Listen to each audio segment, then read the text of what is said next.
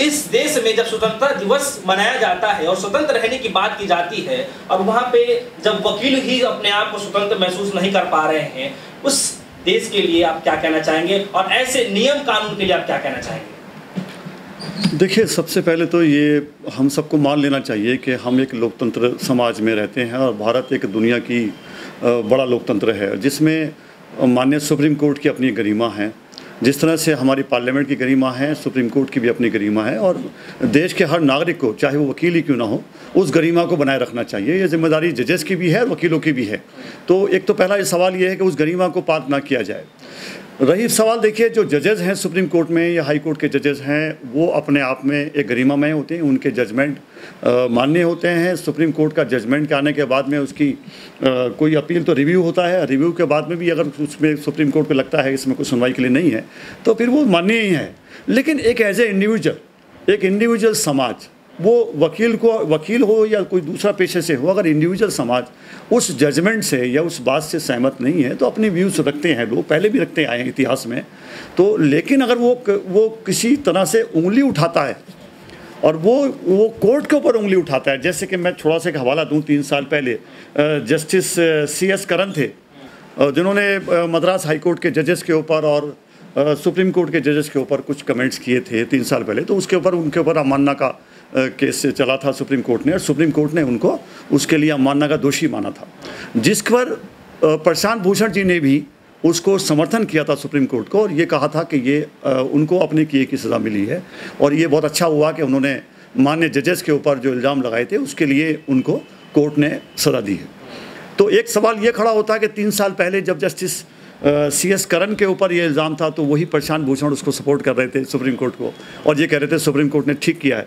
सन 2009 में भी प्रशांत भूषण जी को एक अवमानना का नोटिस जारी हो चुका है। उसके बाद कांग्रेस की जब गवर्नमेंट रही थी तो प्रशांत भूषण जी ने जब 2G घोटाला और इस तरह के घोटालों के ऊपर जो कमेंट्स किए थे तो वो भी जग जाहिर हैं। तो प्रशांत भूषण जी को कि वकील के अलावा भी अगर देखा जाए तो समसामयिक मुद्दों पे ये बोलते रहे हैं, और ये पहला इशू नहीं है। जैसे 2009 में भी इनको जो है वो नोटिस किया गया था अवमानना के लिए।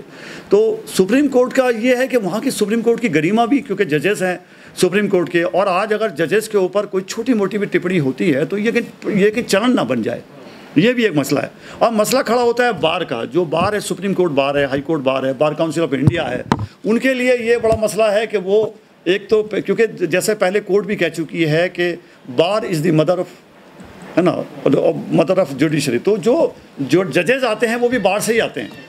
तो यहाँ पर ये सवाल खड़ा होता है कि बार के लिए कि जो जजेस हैं उन पे भी उंगली ना उठे, और जो मान्य एडवोकेट हैं, अधिवक्तागण हैं पूरे देश में, उनकी गरिमा भी बनी रहे। क्योंकि अगर अधिवक्ताओं की, वकीलों की जो उनकी बोलने की जो प्रखर लैंग्वेज है, अगर उस पर कंट्रोल हो जाएगा, उस पर अंकुश लगा दिया जाएगा, तो फिर आने वाले टाइम में जो वकीलों को जाना जाता है अपने केसेस के लिए लड़ने के लिए, वो प्रखर होते हैं, वो प्रखर नहीं हो पाएंगे, वो डर जाएंगे कहीं ना कहीं। तो सर, आपको क्या लग रहा है कि बार एसोसिएशन जो है वो भी किसी के दबाव में काम कर रहा है क्या?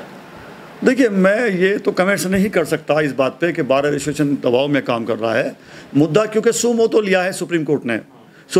ये जो आपके 27 जून को जो ट्वीट किए उन्होंने, तो जो ट्वीट किए 27 जून को, तो उसमें आपने देखा उसके बाद 22 जुलाई को सुप्रीम कोर्ट सुमो तो लेता है और उस पर खुद ही कार्रवाई करता है, नोटिस जारी करता है। नोटिस की रिप्लाई देते हैं प्रशांत भूषण, और रिप्लाई में जो दवे साहब उनका केस प्रेजेंट कर रहे थे, उन्होंने पूरी तरह से कहा कि साहब ये इंडिविजुअल मामला है। 4 चीफ जस्टिस पूर्व जो रह चुके हैं और एक मौजूदा, जिनकी वो फ़ोटो शेयर की थी बाइक के ऊपर प्रशांत भूषण जी ने, और उस पर कमेंट्स किया था कि भाई ये जो लॉकडाउन में जो कोर्ट को बंद करने का निर्णय है वो माननीय चीफ जस्टिस साहब का है। तो ये इसको मुद्दे को लेकर के जो ट्वीट हैं, अगर आप देखें तो ट्वीट के ऊपर जो कमेंट्स है, तो इसके ऊपर बार भी असमंजस में है। बार क्या करे, मुताबिक तक को जैसे हम देख रहे हैं कि कोई कमेंट्स नहीं आ रहा है। बार की स्थिति है, कुछ समसामयिक मुद्दे उठाने वाले जनसेवक और कुछ वकील इसके सपोर्ट में आए हैं, प्रशांत भूषण जी के बारे में बात कर रहे हैं। वो कह रहे हैं कि अगर आज वकीलों की आवाज़ को दबाया गया तो ये आने वाले समय में ये अधिवक्ताओं के लिए और देश की प्रजातंत्र के लिए थोड़ा सा डर पैदा हो जाएगा। अगर वकील की प्रखर आवाज़ है, उस आवाज़ को, वो आवाज़ न्यायालय को चोट ना पहुँचाए, लेकिन अपनी बात तो रखे, अगर अपनी बात रखने को उस पर अंकुश लगाया गया तो आने वाले समय में हो सकता है कि इसके कुछ दुष्परिणाम भी आ जाएं। इस बात को लेकर के जो अपने संजय हेगड़े साहब हैं, उनका भी बयान आया है। सीनियर काउंसिल है सुप्रीम कोर्ट में, पहले सीए के मुद्दे को लेके काफ़ी बड़ा नाम रहा है उनका, और सुप्रीम कोर्ट ने उनसे मध्यस्थता कराई थी।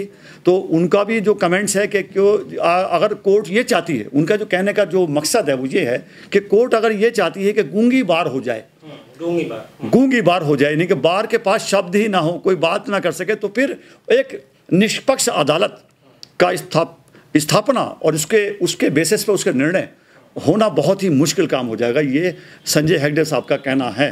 तो सीनियर काउंसिल हैं, इस तरह के और भी जो मुद्दे सामान्य आ रहे हैं। दूसरी बात ये है कि ये सुप्रीम कोर्ट ने जिस तरह से ये अवमानना का इनको दोषी पाया है आपके प्रशांत भूषण जी को, तो उसमें इससे भी ये तीसरा केस है बेसिकली। इससे पहले ईएमएस नंबूदारी पैड जो और दूसरी अनुराधित राय, वो उनके मामले में ये मामला हो चुका है। तीसरे ये प्रशांत भूषण जी हैं। उससे पहले 3 साल पहले ये जस्टिस CS करण साहब थे, उनके लिए अवमानना का मामला आया था। तो इससे पहले अभी इसमें मई 2020 में 3 लोगों को सुप्रीम कोर्ट ने अवमानना का दोषी पाया था, और जिसमें उनको 3 महीने की सजा भी दी गई थी। लेकिन सर, जो बड़े बड़े इतिहासकार हैं, बड़े बड़े जो पत्रकार हैं, जर्नलिस्ट हैं, वो ये कह रहे हैं कि जो अभिव्यक्ति की जो आज़ादी होती है वो उसके लिए काला दिन बता रहे हैं। अगर वकीलों के साथ अगर ऐसा हो रहा है तो आपको क्या लगता है?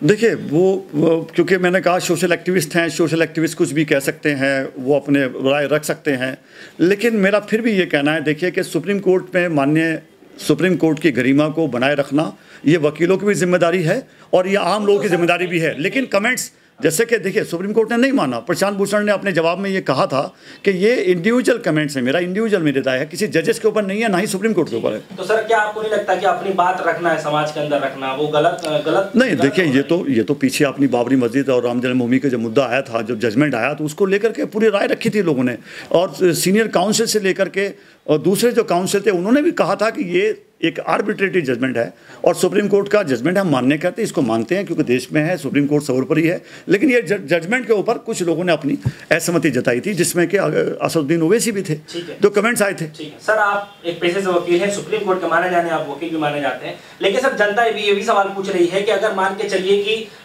सुप्रीम कोर्ट ने कोई फैसला सुना दिया, अगर जनता को वो लग नहीं रहा है कि हमारे पक्ष में, चाहे गलत तरीके से अगर फैसला सुना दिया जाता है, तो सर आपको नहीं लगता कि जनता है वो सवाल पूछ सकती है? उनको भी बोलने की आजादी है, वो भी सवाल पूछ सकते हैं, तो क्या उस पर आप FIR दर्ज करा देंगे या फिर उनको जेल में डाल देंगे आप? देखिए, इस तरह का मामला पहली बार 1936 में लॉर्ड स्टेकिन के सामने आया था, जहां पर ये बॉम्बे हाई कोर्ट ने इसमें जो दिया था, मैं आपको थोड़ा पढ़ के बता देता हूँ। जिसमें किया था, उन्होंने कहा था कि जो न्याय है, न्याय एक लौकिक गुण नहीं है, यानी कि जो जजमेंट है वो किसी भगवान का आदेश नहीं है। लौकिक गुण उन्होंने जो डिफाइन किया था 1936 का है ये, और उन्होंने कहा था कि उसको सामान्य लोगों की टिप्पणी को झेलने की पावर होनी चाहिए और उसके बावजूद जांच और सम्मान से गुजरना चाहिए, यानी कि वो जजमेंट जो है रेस्पेक्टेबल हो और इन्वेस्टिगेशन का मुद्दा हो।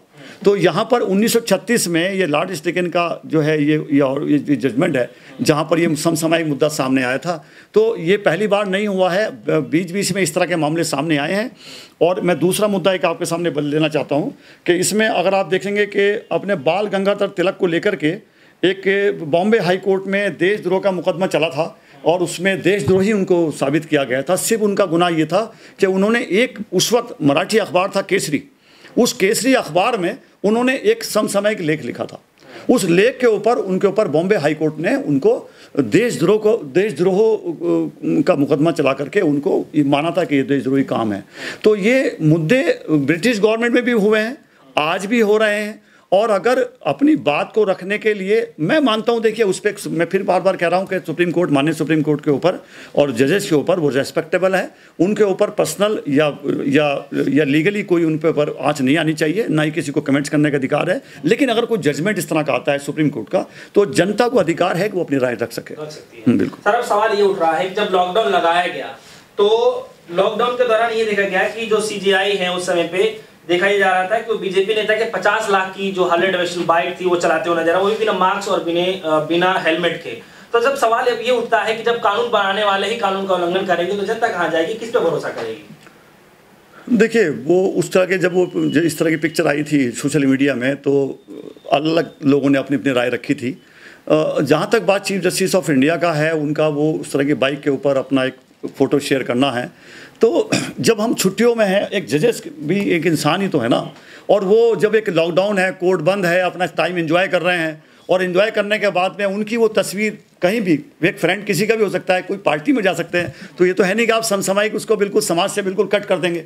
और उनकी भी अपनी इच्छाएं हैं, मन में कुछ ख्वाहिशें होती हैं, मत चाहते हैं कि भाई मेरा भी कहीं फ़ोटो हो, तो उसके ऊपर बहुत ज़्यादा कमेंट्स करना मैं समझता हूँ न्यायिक नहीं होगा।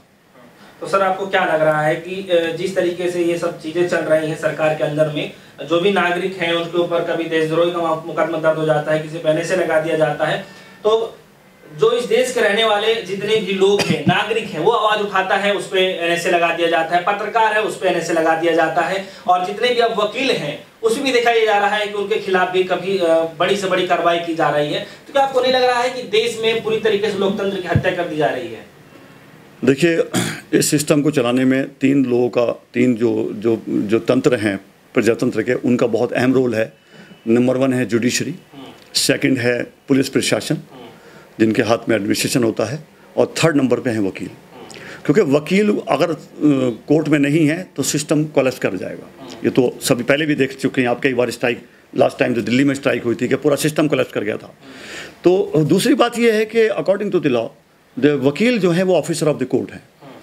तो अगर उनकी गरिमा, उनकी बात को भी अगर आप दरकिनार करेंगे, अगर उन्होंने ऐसी बात कोई वकील कहते हैं जिस पे कि एक रीज़न, कोई पॉइंट निकल के आता है, तो ये एक विचार का मुद्दा हो सकता है, एक सोच का मुद्दा हो सकता है, सोच को ग्रहण करने का मुद्दा हो सकता है, लेकिन खाली इस बात पर मुद्दे को लेकर के जिससे कि कोई न्यायपालिका इफेक्ट ना हो रही हो, ये मैं बार बार कहूँगा। देखिए, न्यायपालिका पे कमेंट्स करना जब तक कि कोई रीज़न वैलिड ना हो, ये ठीक नहीं है। लेकिन अगर उससे कोई समसामयिक मुद्दे निकल के आते हैं सामने, और उस पर लगता है कि ये कोई जो मौजूदा हालात हैं उसको लेके, प्रेजेंट सिनेरियो को लेकर के कोई बात सामने आ रही है, और एक सीनियर वकील कोई अपनी बात रखना चाहते हैं, तो मैं समझता हूँ कोर्ट में हम देखते हैं, कोर्ट में भी कहते हैं वकील लोग, तो ये कोई ट्विटर पे कोई अगर या फेसबुक पे लिखना ही कोई बड़ी बात नहीं, कोर्ट में भी बहस होती है, कोर्ट में भी बात जजेस से सीनियर काउंसिल बोलते हैं, और जजेस उसको सुनते भी हैं। कई बार वो उनकी मर्जी है कि वो जजमेंट उनके फेवर में दें या ना दें, लेकिन सुनते हैं।